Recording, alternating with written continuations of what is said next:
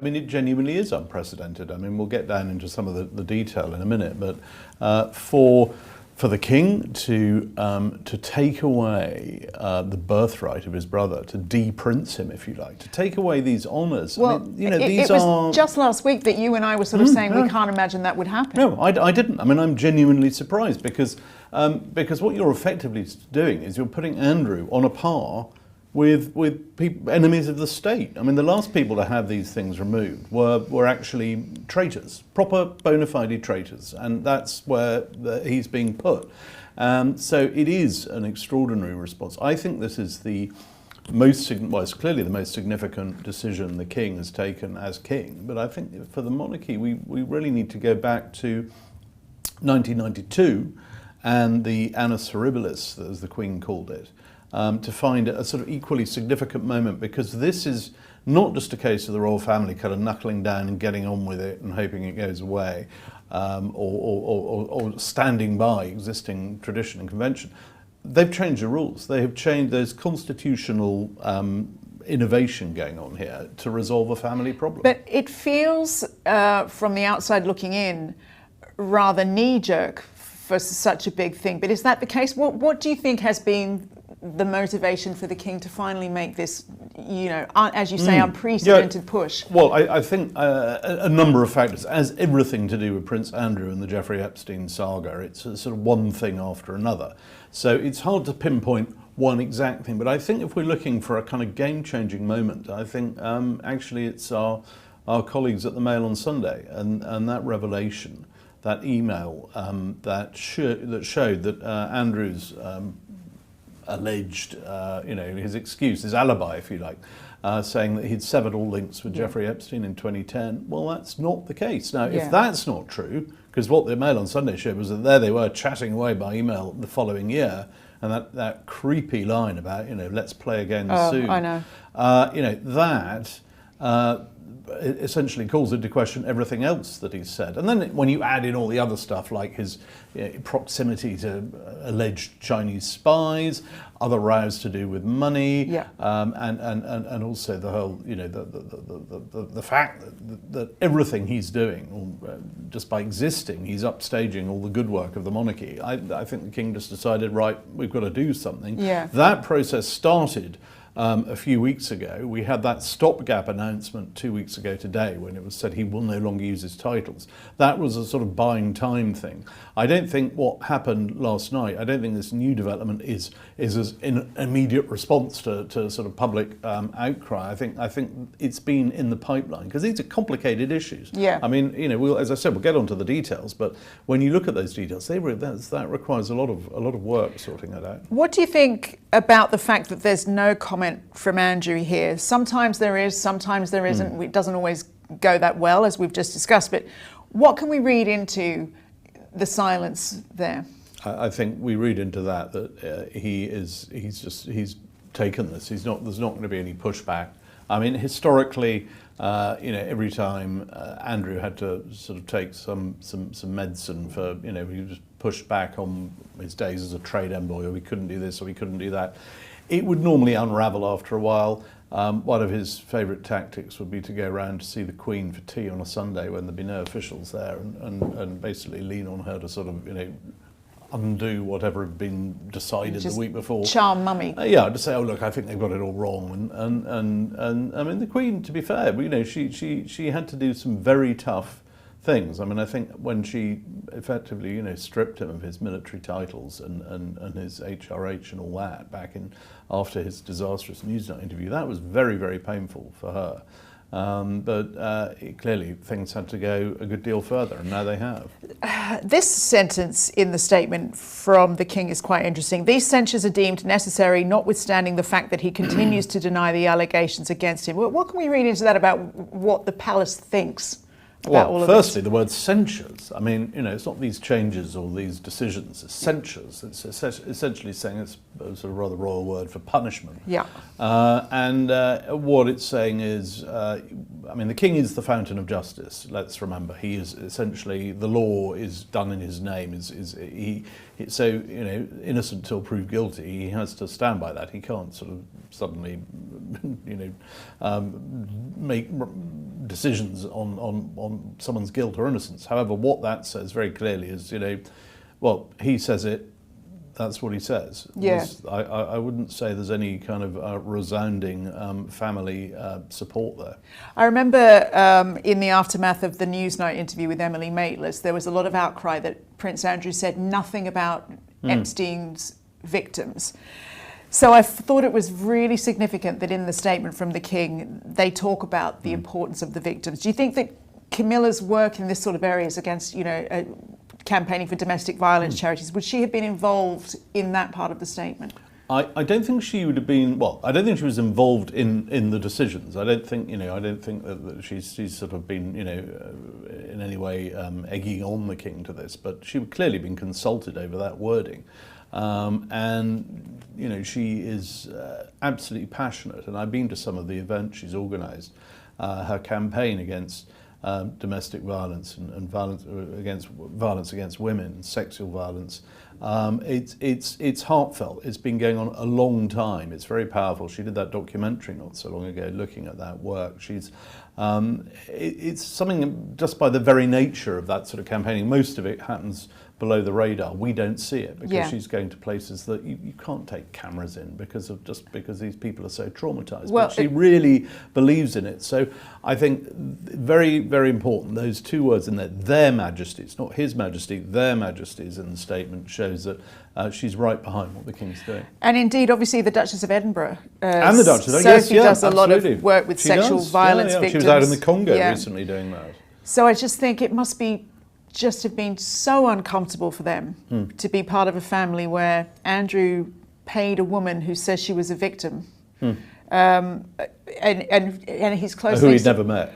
Well, apparently not, and who is clearly great friends with people who are convicted of sex trafficking. Yeah, I mean, everything about it is excruciating, and then, I know we talk sometimes about the optics, but on those rare occasions when we have seen.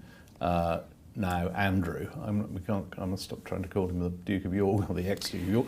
On those occasions, we have Windsor. seen Mr. Well, there is actually, interestingly, there is a debate. Is he Mr.? He does still have substantive military rank. We'll get onto the. We'll get onto that. Yeah. But the fact is, when we have seen him, as most recently at the funeral of the Duchess of Kent, there you just see someone who is completely sort of tin-eared. Lack of any self-awareness. I mean, it's a funeral. He's the embarrassing sort of pariah. He's the ostracised. He's sort of there under sufferance. And what's he doing? Seemed like a big day out for Andrew. Bouncing up and down.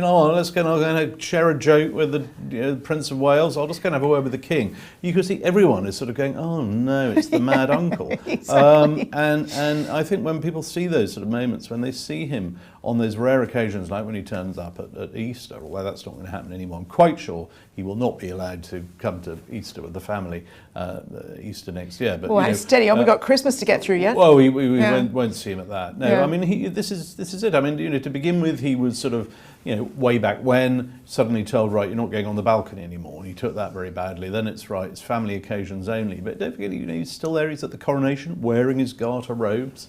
But not on the balcony. And gradually, all those things that he loves have dwindled away. And now, I mean, he really is. I mean, as the Mail says on its front page today, banished. And that's what he is.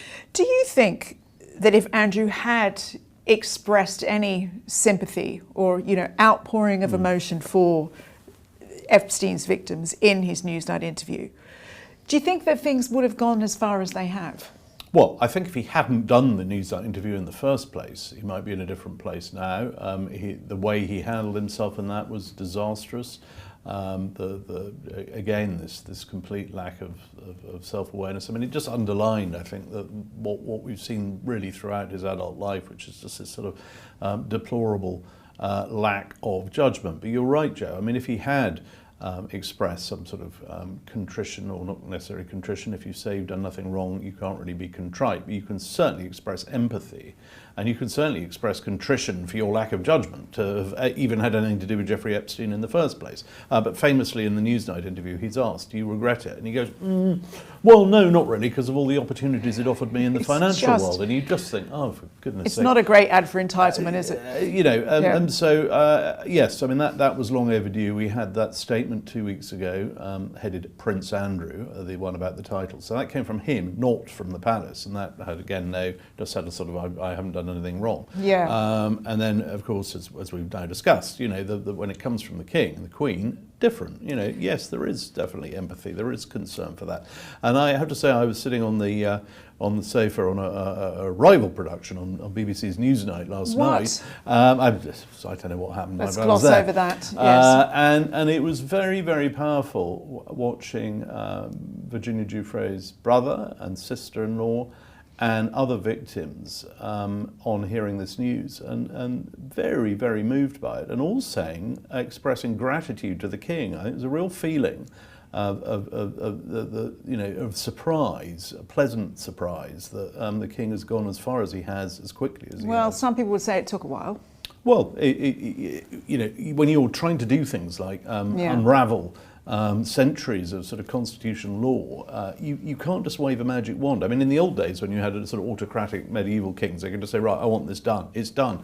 I mean, the fact that Andrew couldn't get him out of the house because he had a lease, just shows that we do live in a sort of constitutional democracy, the rule of law, where even kings can't just evict people from houses if they've got a lease. It is staggering to think of the way that someone like Andrew has been able to move through life, because it strikes me that, you know, you mentioned the statement that he put out where he was still sort of saying he didn't do anything wrong.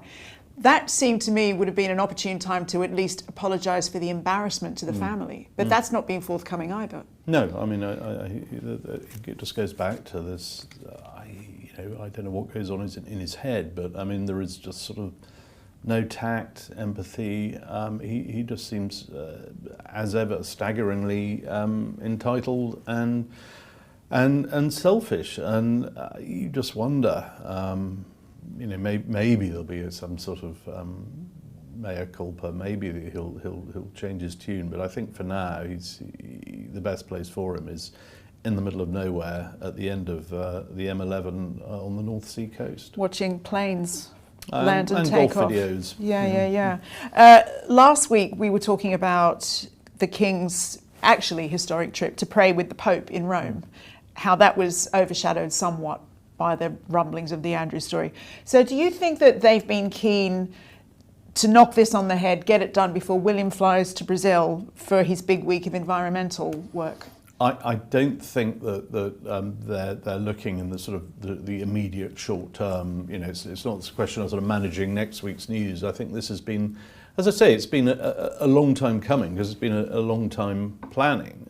It's been brought to a head by the news that was in the Mail on Sunday, and subsequent revelations, and I think that sort of accelerated things. But I think the main issue is just this is now gathering momentum. You have MPs in Parliament starting to say, well, I think it's time that we looked at the whole issue of the monarchy, and when you've got that sort of febrile atmosphere, you've got to move fast, and that's what he's done. So let's look at the practicalities, because there's a lot of information. It feels like almost a blancmange of stuff going on.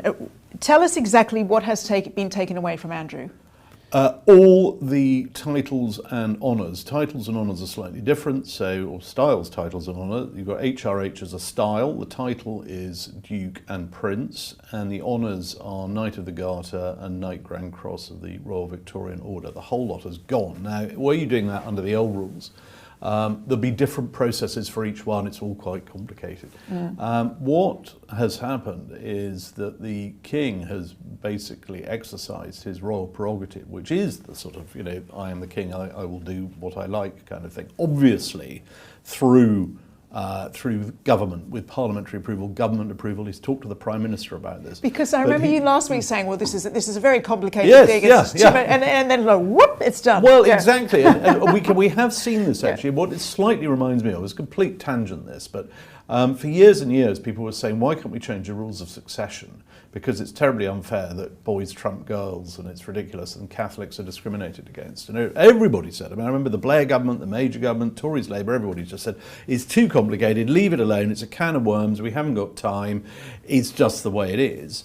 And then as William and Catherine were expecting, they just got married, and it was quite clear they were going to have children, suddenly it was sort of, well, we do need to sort this out. And it was the Cameron government that got together with all the other governments of all the realms of which the then late Queen was Queen at the time, and got them all together in a room at one summit and said, we're going to change this. Does anyone have a problem with that? And everyone went, no. So it changed.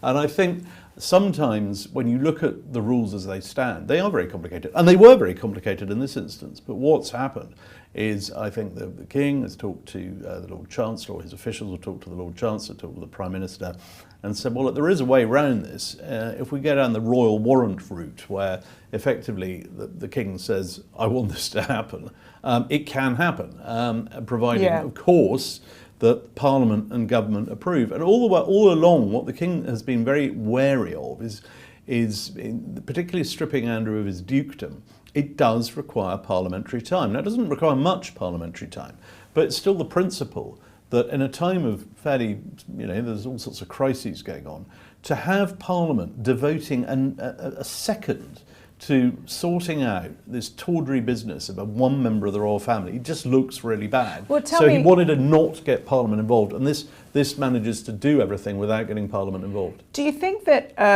it paves the way? You were saying, we go from, this is the way we've always done things, to, okay, we're going to change this, now we're going to change this. Does this mean the next time a duke or duchess needs censuring, it'll be that much easier? Yeah, well, it will, because the precedent has, and the monarchy always operates on precedent. They're addicted to precedents, because that's when you're a 1,000-year-old institution, you have to be. But yeah, this now sets a precedent that if a member of the family, in some way goes beyond the pale, there is now a simpler way of effectively evicting them. Well, we'll come on to that in a minute, but let's go back to this surnames business, because it can be confusing. Yes. Royal surnames can change, and everyone seems to have one. And I remember famously Meghan making sure everyone knew she was now a Sussex. I didn't know that until she said it. And now Andrew's surname is Mountbatten Windsor. Yes. So where does that come from? So what happened was, going back to Queen Victoria, they were the House of Hanover. She married Prince Albert, who was from the House of Saxe-Coburg-Gotha, so it became known as the House of Saxe-Coburg-Gotha. And it carried on like that all the way up to George V. And then in the middle of the First World War, everyone's fighting Germany and thinking, well, hang on, our royal family are all a bit German. So George V says, right, we're changing the family name. And there's an internal debate, what are we going to call ourselves? And they settle on Windsor. We now identify as English. And so it was that the House of Windsor was laid down in 1917. It was a big deal. And that since then it has been the House of Windsor. And it carried on like that right up until the death of George VI. Suddenly you've got Elizabeth II, young queen, got two very young children. And Lord Mountbatten, who's an uncle of Prince Philip, he says, well, the House of he's overheard saying at a dinner party, the House of Mountbatten now reigns, because the Queen's husband was a Mountbatten. Churchill was very cross when he heard about this, and the Queen was basically made to issue a statement saying, no, the House of the name of the royal family remains the House of Windsor, and that really upset Prince Philip, because it was effectively saying you don't count. Yeah. And this is the 50s; it's very traditional time. Every other man who has children, they take his surname, but not in this case, and that's when he came out with this famous line, "I'm a bloody amoeba," and that's how the situation remained until the end of the 50s, and by this time, the Queen was in a more confident place. She was on her third or fourth Prime Minister, I think by that point, and she was expecting Prince Andrew. She was having at long last, after a 10-year gap, having another baby, and she wanted to show. It was a gesture to Prince Philip. It was a way of saying, look, you matter. I understand that you're a bit upset about this, so I'm going to change the family name again. So that's when it moved from Windsor to Mountbatten Windsor. Not for all her other cousins descended from George V, just for the Queen and Prince Philip and their children were going to be Mountbatten Windsor. and that's when it came in. So this name was triggered, if you like, was the catalyst for the change to Mountbatten Windsor, was Andrew Mountbatten Windsor. There you go. So he should be quite happy with that. Well, I imagine there are quite a few Mountbattens out there who think, hang on, why is our name being dragged into the mix? Oh dear. Couldn't he have just stayed at Windsor, leave the Mountbattens out of it? If you're watching this live across YouTube, TikTok and Facebook, hello, and thank you for joining us. And please, if you can, do press like, and it will help more people see the show. And we can't wait to answer your questions very shortly. Now, we're going to move on now to Andrew's ex-wife, Sarah Ferguson, who will no longer be the Duchess of York, but has also been confirmed, it has, that Beatrice and Eugenie will keep their princess titles in line with King George V's letters pattern of 1917, which you just mentioned. So can you explain a bit more about how that works for them? They are still princesses and HRH because they are the children of the son of a reigning monarch. So they're HRH Princess Beatrice, HRH Princess Eugenie. And they're, all along there's been, the King and other members of the family as well have been concerned that they are, the sins of the father do not befall them, because they're blameless. I mean, they've led a pretty upright, and all things considered, they're pretty level-headed. They're very nice young women. I mean, I've interviewed both of them for various documentaries over the years. I've watched them meeting, representing in a sort of very light way, and they don't have official roles, but they still, they'll turn up at royal events. It must be so painful to see the characterisation of your father in this way. Well, and both parents actually, because in recent weeks, the Duchess has been sort of dragged into this. She's now had all her she's basically gone through what he went through in 2019. She's just gone through in the last few weeks of the handful of charities that she was still involved with. They've all just severed their links. I mean, she is now a pariah as well, because of the Mail on Sunday has been digging and has unearthed the fact that these emails between the couple and Epstein, which show that the friendship went deeper than they thought. It's in the public interest, I think, to know that he lied on that Newsnight interview. Yeah. I mean, this, and this is the other thing throughout, as we said at the start.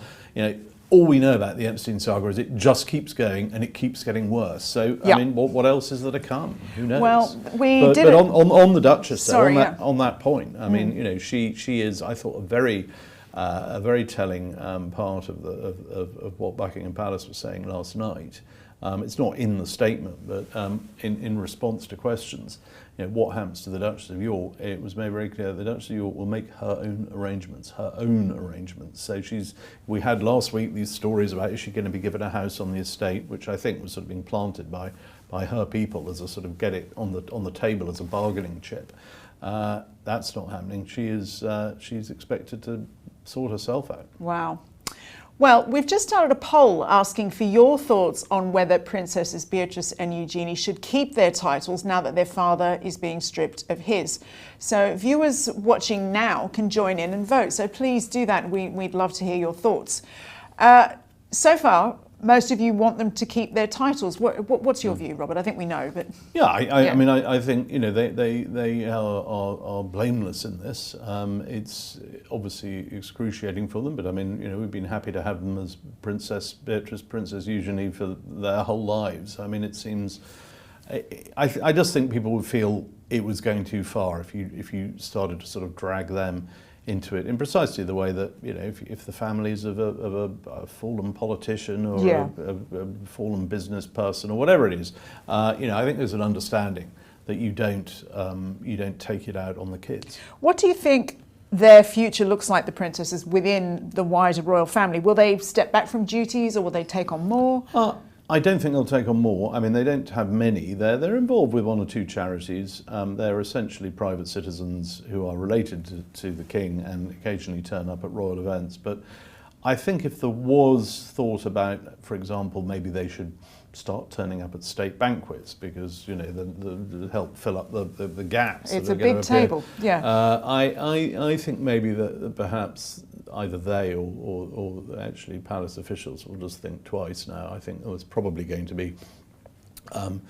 I just don't think we'll see more of them. We'll certainly see them included in things like possibly family Christmas. I wouldn't be surprised to see them at Sandringham. Family events where they and their children, they've got young families, they're in the line of succession.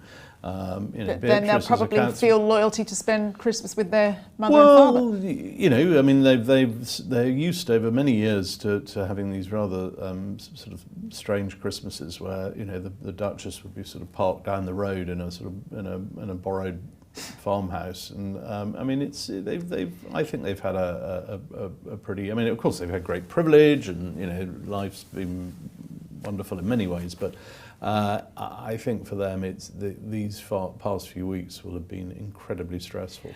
We've had an interesting question from Rena, who asked in our live chat: Will Princesses Beatrice and Eugenie still be known as Princesses of York, or just Princess, seeing as the House of York is no more, or at least dormant? That's an interesting question, and because of the way this has been done, because they've effectively changed the rules. I mean, I wouldn't say make up the rules, but they have effectively created new rules. Those new rules include the fact that their titles remain the same, so they are Princesses of York, although they have surnames because they've married. I love this question from CJ on TikTok, who asks: Will Andrew now have to bow to his daughters? That's another great question. Yes, I think he probably will. You know, to bow to everybody. That's assuming he's, you know, if he's in the room with the rest of the family. But you know, do you think he would happily do that? No, I don't. And I don't think he'll be in any hurry to change that sort of thing. So his love of deference goes the one way. Yes, I can't imagine. I mean, you know, there will come a moment. I don't know when it will happen, but you know, suddenly he'll be in some sort of public place, and someone's going to come up to him and address him, hello Andrew, or something. And in the past, I think we'll do that again. I think, you know, let's have it's Your Royal Highness. Wow. No, it's not. It's so interesting, isn't it? Because obviously, there's, you know, the world's smallest violin. There's not much sympathy, but to lose your identity so swiftly, and so that it's been your entire being. What is he now? I'm 56, 55, so he must be 65. He's 65, yeah. So retirement age. That is quite an identity shift, isn't it, to have to grapple with? Yeah, although I mean he's had to incrementally over the last X number of years, certainly going back to 2019 in the Terrible Newsnight interview, you know, he's seen one thing after another going. You know, titles, then there was some uniforms he could wear, then there are no uniforms he could wear. And I mean, now it's been pared right back. And as I was saying earlier, I mean, I do think that the taking away those honours and effectively categorising him as in the same category as war criminals and enemies of the state, I mean, that's probably what's going to hurt most. But also, we've had a great question come in, you know, there's so many things that he will now have to think about for the first time. Somebody has asked, will he have to get a passport now? Because I thought it was only the king who didn't have a passport. Did he have one anyway? Yeah, no, he would have needed a passport. Yeah. You know, I don't think he's going to be doing much travelling, except possibly, I suppose, to the Middle East, where he's still got sort of a few, you know, contacts. I mean, I have to say, about a week ago, I was seriously thinking, and this had been posited in you know, high places, about some form of, you know, actual exile, i.e. going to live abroad. And I wouldn't rule that out, you know. I mean, there's only so much time one can sort of sit on a farm in True, Norfolk. but we had a lot of comments overnight saying, you know, which country would want him. So that's... Well, Saudi Arabia springs to mind. I mean, it's got a fairly good record of taking on waifs and strays that nobody else wants. I remember Idi Amin. It's got a rather questionable record on many other fronts as well. But I want to turn to some of your comments now, and a huge number of you watched and enjoyed last night's show, which was a new interview with Andrew Loney, author of the recent best-selling biography on Prince Andrew and Sarah Ferguson. Like Teresa, who said, "Great show, Joe, and great guest Andrew Loney." Thank you. Well, thank you, Teresa. A shame you recorded just before the dramatic news tonight. Yes, we thought so. Can you please do an emergency extra show tomorrow? On a similar theme, J. Pete Mardre said, "A lot happened in the hours after you produced this Palace Confidential. Your viewers would be appreciative if you produced an additional Palace Confidential to cover these details." Well, you ask, we deliver to you and Teresa and all the others. Here you go. This is why Palace Confidential is really the only royal news source you need to follow. You don't need to go on any other shows, Robert. So this seems like a good time to remind you that if you do want more expert royal news and insight, you really should subscribe to our Daily Mail Royals YouTube channel. It's free, and we bring out a couple of episodes of our brilliant shows every week. While you're at it, you can subscribe to our weekly Palace Confidential newsletter. That too is free. We spoil you, and you can sign up using the link below. Another comment from last night's show now. Robert Montgomery wrote, "The royal family isn't throwing Andrew under the bus," as we said in our headline. He, with great glee, threw himself under the bus years ago. Good point, well made.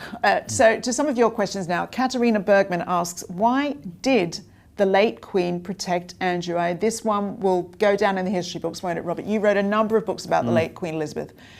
Tell us about their relationship and why she protected him particularly.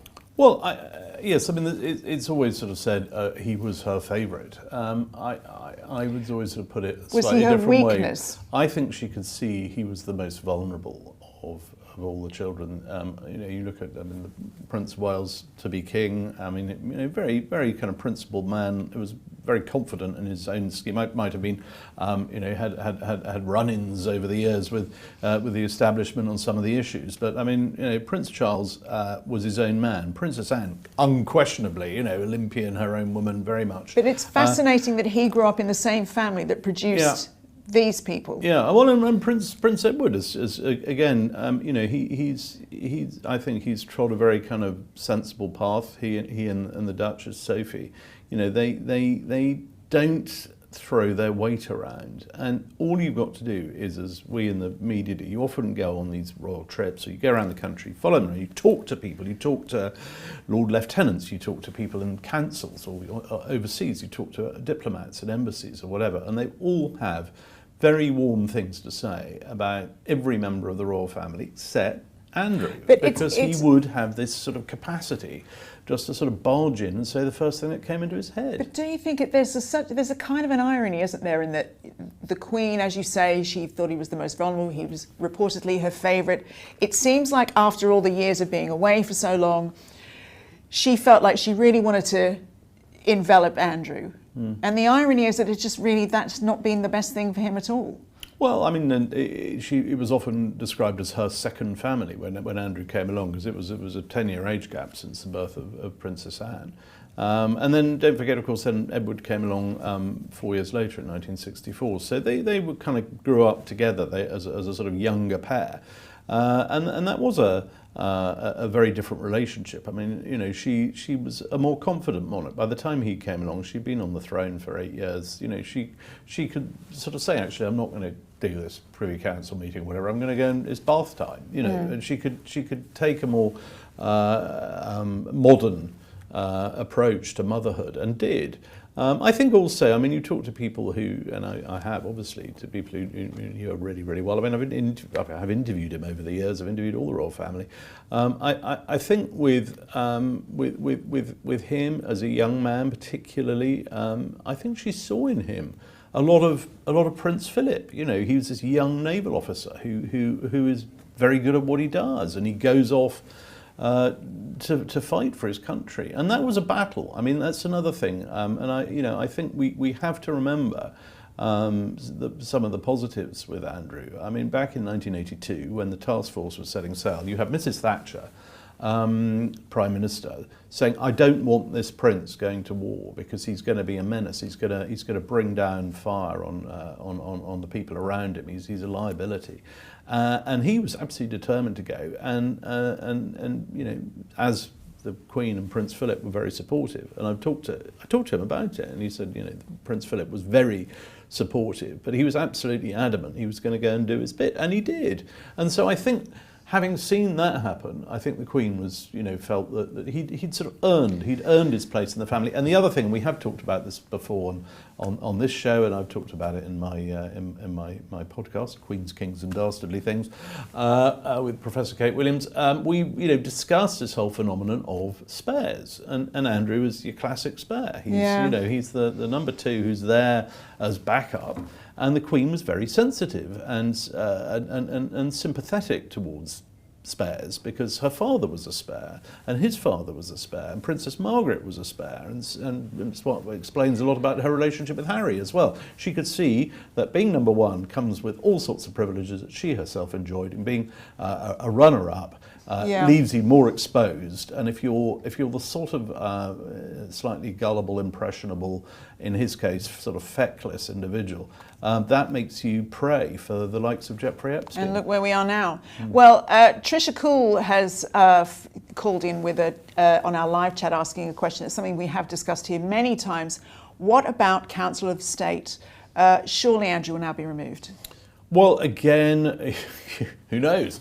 But it doesn't need to happen. It's not something that matters. He's never going to be called upon to serve as a Councillor of State because there are plenty of others. What they did was, and Councillors of State, for those we should probably explain, it's the if the monarch is ill disposed abroad or ill or whatever. Yeah, but I think that at this point, I think the public would resent the principle of him being on there. Well, if we go down that route, then we get to the point of he's still in line to the throne. He's still number 8. No, it's almost inconceivable that we would get to that situation. And if we did, well, the precedent is there. 1936, abdication of Edward VIII. Government says, we're not going to put up with you as king. Off you go. Abdicate.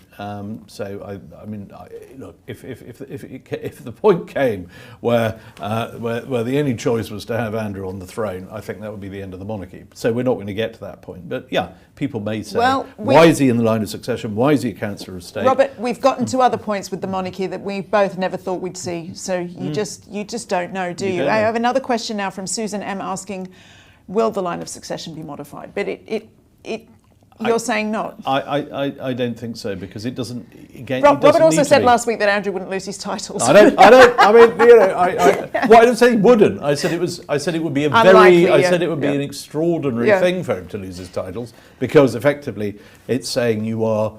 You're on a par with a war criminal. Well, and here we are now, and he has lost them. So I've learned many times over the years of covering this story. You just sort of never say never. Yeah, indeed. I think that will be the next part of this conversation that doesn't go away. Where he is in the line of succession. I think you're probably right. Yeah. I think but I think the appetite. Yeah. The media cycle, the public sort of cycle, and it's the public appetite for this stuff. Everyone has been circling Royal Lodge metaphorically now for weeks, sort of demanding, Andrew's head on a pole, and they've sort of got it. So I think it's going to calm down from They've sort of got it. Jack Martin on TikTok has a great question. Does this also mean that he's not entitled to a state funeral? He was never entitled to a state funeral. Oh, okay. The only people who get state funerals are the monarch and very, very special people who are voted through by Parliament, like Winston Churchill. God forbid Sir David Attenborough, I would say, on that day. That will be a very interesting. I'm sure let's not go there. No. David Attenborough, Order of Merit, Order of everything. His initials are colossal. He's such a great man that I don't even want to think about that. No, I agree with you. Now, Rich Lan asks, of the constant stream of Andrew news, will this drip, drip, drip continue? What do you think, Robert? Yes, and it's not a drip, drip, drip. As I said the other day, it's a thud, thud, thud. It just gets, louder and muckier and murkier. So, I don't have access to this great cache of files in America. Clearly, there is more stuff there. And let's just let you make the point that it's not Andrew information that's in those files. So, there's loads of other stuff in there, and it's an enormous global scandal, and it's anyone who's had any sort of proximity to Epstein seems to be ultimately it does for them. Look at our former ambassador to Washington. Well, we indeed, haven't heard about Peter him Mandelson. for a bit. Yeah. Peter Mandelson. There's someone else who's paid the price. I think it's probably over to the US for the next instalment of this. Now, Petula Ronderstadt says, so much excellent material for The Crown seasons 7 and 8. Are there already any plans in this regard? Now, Robert, you've covered and debunked a lot of The Crown in the past. Can you see this coming up? Or I always thought it wouldn't even go on for this long. No, terms of they reached the producers of The Crown, Peter Morgan, got to the point of essentially to 2005 and the sort of the marriage of then Prince of Wales and Camilla Parker Bowles, and that was their kind of cut-off point, because I think they realised that if they went any further, then legally they'd be, they really would be exposing themselves to the full wrath of the younger royals, not least William and Harry. Yes. No, I think The Crown won't. But I mean, as we've seen, we've had 2 dramas. And that was just about the Newsnight interview. So I have absolutely no doubt that as we speak, there are various stage plays, TV dramas, film dramas, books, fiction, semi-fiction, all being worked around. Are you writing your Netflix show? No, I'm writing another book actually, but I'm not going into this too much. But I probably might have to. You'll be sick of talking about this. Let's talk about housing. We understand that Andrew himself triggered the end of his lease. Presumably a deal that had been reached with Charles. Was it his idea, or do you think he was persuaded to have the idea? I think he was persuaded and left with no alternative. I mean, as I wrote in my book on the King, there was a reveal this last year that the King had offered him a very good deal, which was to move out of Royal Lodge, retain his allowance and live quietly in Frogmore Cottage. And Andrew turned it down, said, no, I'm going to do it my way, I'm going to stay put. And the King said, well, you've got some very big bills you're going to have to pay. And he went, oh no, I'll sort it out, I'll do some deals, I'm going to stay there. And I think what he's realised now is that those bills are beyond payment. I mean, they're going to mount up and up and up. Whatever residual prospects he had of a business career, that's gone in the last few weeks. Because also, everyone's been outraged at this so-called peppercorn rent, but that's to say nothing of the upkeep of the place as well. I mean, again, in his defence, and there's not much to say in his defence, but there are some things, and we should say them. But I mean, it's what they call a repairing lease, and he had spent, I think, £7 million on that. So actually, the peppercorn rent is one thing, but the money spent is another.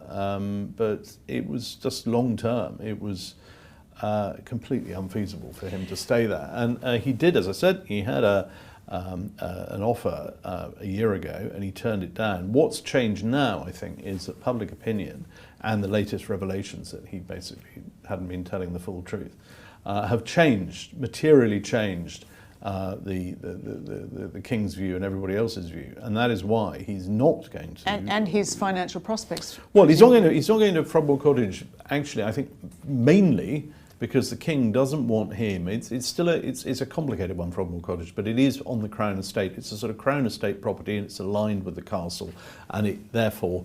You could argue there's an element of public money, involved in protecting it because it's inside the security cordon. The people could make the case that Andrew was somehow benefiting off the public purse by moving him, as the King has decided last night, by moving him to Sandringham, which is an entirely private estate. It doesn't get any money from the taxpayer. It's like putting somebody in the shed at the bottom of your garden. I mean, it does not. So he becomes the King's kept man. He becomes a tenant on the Sandringham estate. Whether he behaves like one is another matter, but that's where he is. So he's going from this 30-room grand country house for, as you say, somewhere on the Sandringham estate. I read this morning most of these places have 5 bedrooms.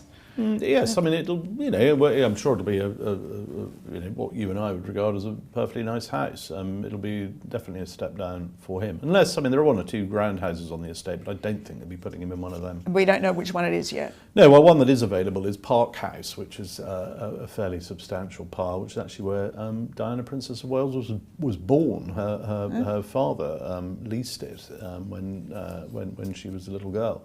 But I don't think, that's sort of hotel-sized, and I don't think he'll be getting that one. Do we know when this move's going to happen? Yes, we know when it's not happening this weekend. Okay. I mean, it'll be over the next, it's a big house move, so it'll be a matter of, I would have thought, certainly weeks and a few months. Really? So maybe not before Christmas? No, Yeah. not before Christmas. And frankly, maybe it's just as well you don't really want him on the Sandringham estate at Christmas when the rest of the family are up there. True, true. Well, one curious aspect of Andrew's life is that he has lived all this time with his ex-wife. And now we've heard all sorts of reports last week about whether or not Sarah would get a property in Windsor and so on. There was talk about give me Adelaide Cottage, etc. No way. But we're now told she'll find her own place. What was the cold phrasing? The phrasing was the Duchess will make her own arrangements. Yes. No, those arrangements may involve the Duke. The ex-Duke. Here we go again. Yeah. May involve It takes some getting used to. May involve Mr. Yeah. Mountbatten Windsor. They may not. Everything to do with their finances has always been fairly opaque. There was the sale of their marital home for $3 million over the asking price, the chalet in Verbier. Maybe there's some money there to buy something, buy a place. Maybe they'll carry on living together. But don't forget, they both lived in Berkshire, in the sort of the home counties close to London. That's been their home for, in her case, for her entire life. I mean, she grew up in Sunningdale. She's a Berkshire girl. So is she going to want to suddenly become a Norfolk girl? Don't know. What is she going to do? Because as far as I can see, her leverage and her ability to make money has always been connected to her royal ties, her Duchess of York title. What's she going to do? We'll have to wait and see. I mean, she did have some sort of books in the pipeline. I mean, I think, and I was listening on the radio earlier today. Who will want to give her a contract after the recent revelations? Not right now, but Yeah. how does it pan out? I mean, maybe if there was some sort of contrition, if people can reinvent themselves, people can come back from these things. I mean, we live in a society that does try and bring people back from the brink. I mean, she hasn't been, formally charged or accused or sentenced of anything. I mean, Sure. she's just very bad judgment.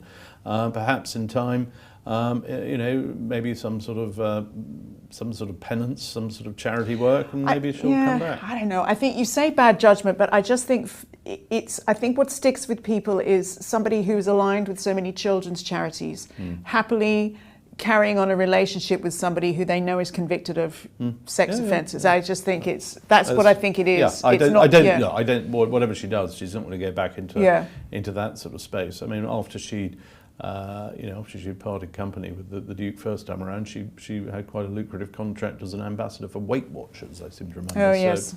I mean, who knows? And as they enter a new phase of life, maybe it's some sort of ambassador for something a little more at the sort of twilight years themed, perhaps. Points for optimism, Robert.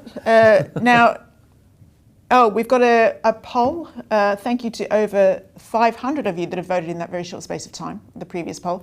64% say Beatrice and Eugenie should keep their titles. And we now have a poll asking whether you think it's time Andrew left the country and moved abroad. So vote for that, and remember please do like this video. It really does help more people to see it. Now, Andrew, as we've discussed, Robert, is a man who loves title, he loves ceremony, he loves being royal. Presumably this is a big personal blow. Do you think he'll be... My hunch is that he'll just be furious with the whole thing. Yeah, well, I think, when you are someone who really does stand on ceremony, and he loves all that stuff. He always has been very keen on, even as we saw in that creepy email to Epstein that came out the other day. Still signs it at the end. Andrew, Duke of York, KG. Yeah. He loves all that, and he was used to like flying his royal standard above his house. I don't think he'll be flying any standard above the new tenant property in Norfolk, if indeed it has a flagpole. He might give it a go. He might. I mean, maybe he'll, in the privacy of his own home, he might still sort of put on his garter robes and walk around the garden. I mean, I don't know, but there's an image. It will be, when you're within the sort of royal world, things like honours, I mean, they really matter in a way that we might think we might not really get it, but. They all through history, things like the Garter Order of the Garter have been a huge deal for royals, and particularly those on the fringes. You know, if you're in the front line, if you're the monarch, or you're in line to the throne, or you're close to it, you're possibly more relaxed about these things. But I mean, when because you're not fighting for them. All he really had left was things like the Garter, and he was still. Well, he meets every year the Order of the Garter. It's the oldest order of chivalry in the world. It's the great and the good. It's very eminent, but also members of the family get installed, as they say, and then they process down through Windsor Castle, and they have a service at St George's Chapel. He had tried to continue taking part in that service, in that procession, and then that was stopped. It was sort of after COVID, when the procession resumed, it was like, no, actually, we don't want you here. But he was still allowed to come to the lunch. They have this lunch at the castle, and he loved going to the lunch. And then finally, the lunch invitation stopped, and everything, that mantelpiece is just looking very bad. So it's been a real sort of like drip of demotions, hasn't it? Yeah. Do you think? So a lot of people say it's been a long time coming. Do you think it's in any part because the king just didn't want to hurt his brother? Well, I think we have to go back to just sort of strip it back to what are we talking about here? What is he guilty of? What is he not guilty of? What are the actual charges? And because things are so imprecise, I mean, it's a lot easier to deal with a situation where X has happened, Y has happened. There's some clear I pivot suppose point. it's just unfortunate that he paid £12 million to a woman he's never met. Yeah. Back in 2022, that was in the last reign. So I mean, we can't. That was just in the run-up to the Queen's Platinum Jubilee. And again, people will say, well, in court cases, this is sometimes what companies, what people do is they pay off irksome litigants. Well, that is not going to wash. No. Not now. No, I mean, you don't pay that sort of money to someone you've never met, and then it turns out, as again the Mail on Sunday have been showing, that actually he did seem to know who she was. Yes, indeed. Now, presumably for the king, this will be. I mean, obviously, such an understatement. So it's a real test of being a monarch, isn't it? When I think this has been the toughest decision of his reign. It reminds me of my history lesson from The Crown, when Queen Elizabeth had to separate family and state to forbid Princess Margaret from marrying. Can't remember his name. Group Captain Townsend. Thank you. But except she didn't. But anyway, but another thing the Crown gets wrong. Let's not go there. Okay, well, it feels like that kind of thing again, where I have to separate my duty as a monarch and my duty as a brother. It's really tough. It is tough. It's when you are monarch, your loyalty to the institution outweighs your loyalty to individuals. It has to, and however painful that is. I mean, the late Queen found it incredibly difficult to take away Andrew's, back in 2019, to essentially force him to leave public life. I mean, that was a really, for her, she was a Princess of York, let's not forget. Her father was Duke of York. It's such a precious thing to her, and she was so pleased to give it to Andrew on his wedding day in 1986, so that the Dukedom of York lives on, and all of a sudden it's sort of tainted.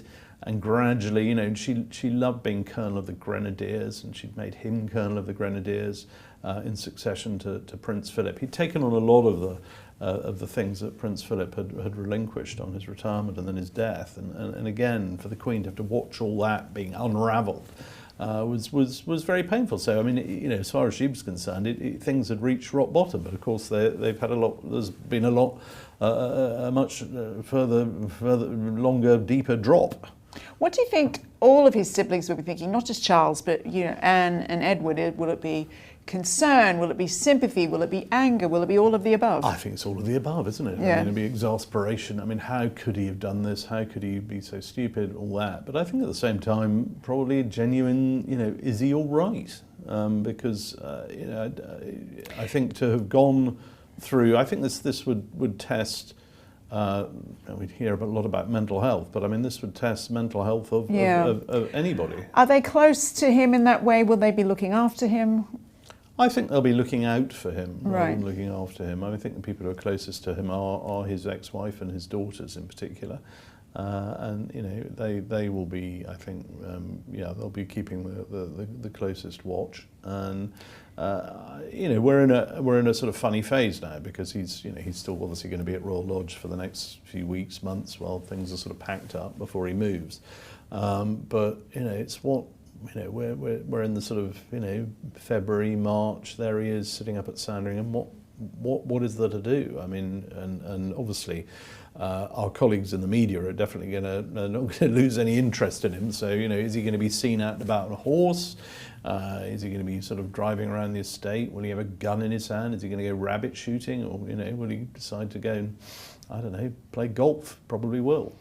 Well, from the emotional welfare to the physical, Jack asks, I've been wondering this, what will happen to his royal protection? Will he now need to fund his own security? Because I can imagine in the wake of all this as well, there might be bigger threats to his security. Well, he doesn't really have security, because he doesn't perform public duties. I mean, royalty, they never comment on security, but I mean, it's always on a sort of case-by-case basis. But I suspect if he was going into any sort of public-facing situation, it's highly unlikely, but they would definitely want someone, keeping an eye on him. Not a full-time protection.